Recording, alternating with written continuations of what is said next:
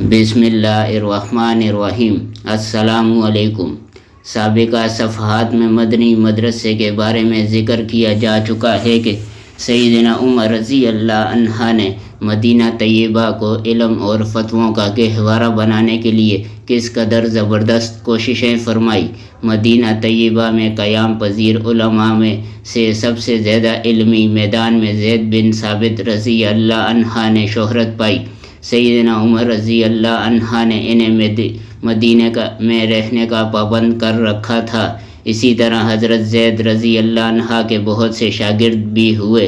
حضرت عبداللہ بن عمر رضی اللہ عنہ فرماتے ہیں، سیدنا عمر رضی اللہ عنہ نے دیگر صحابہ رضی اللہ عنہ کو مختلف شہروں میں مختلف ڈیوٹیوں سونپ رکھی تھی، لیکن زید بن ثابت رضی اللہ عنہ کو مدینہ ہی میں فتوے جاری کرنے کا کام سونپے رکھا۔ حمید بن اسود فرماتے ہیں، اہل مدینہ نے زید بن ثابت رضی اللہ عنہ کے بہت کے بعد سب سے زیادہ امام مالک رحمۃ اللہ علیہ کے اقوال اپنائے۔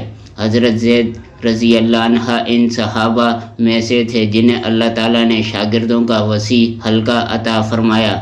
لوگوں نے ان کے اقوال کو حفظ کیا، ان کا علم پھیلایا اور ان کے منقولات عام کر دیے۔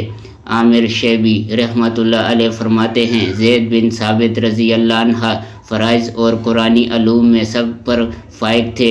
علم الفرائض کے سلسلے میں نبی صلی اللہ علیہ وسلم نے ان کے حق میں شہادت دی اور فرمایا، صحابہ میں سب سے زیادہ فرائض کا علم جاننے والا زید بن ثابت ہے۔ حضرت زید رضی اللہ عنہ سے بہت سے فقہائے تابعین نے کسب فیض کیا، جن میں سے 6 بہت مشہور ہوئے۔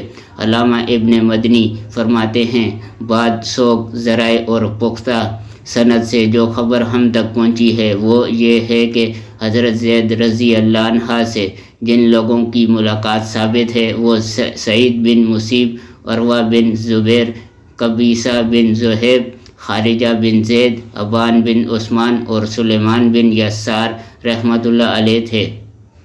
گزشتہ صفحات میں ہم لکھ چکے ہیں کہ مدینہ کی درسگاہ کا دیگر تمام علمی مراکز پر نہایت گہرا اثر تھا۔ والسلام جاری ہے۔